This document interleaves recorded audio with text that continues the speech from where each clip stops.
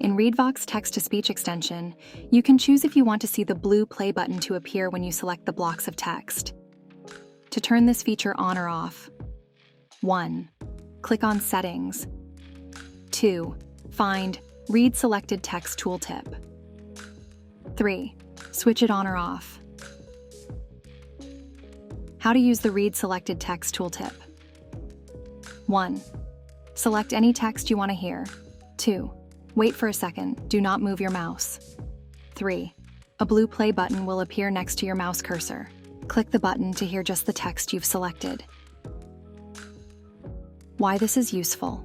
It lets you listen to only the parts of the text you choose. Great for focusing on important parts or re-listening to tricky sections. Try it out and see if it helps you. You can always turn it off if you don't need it.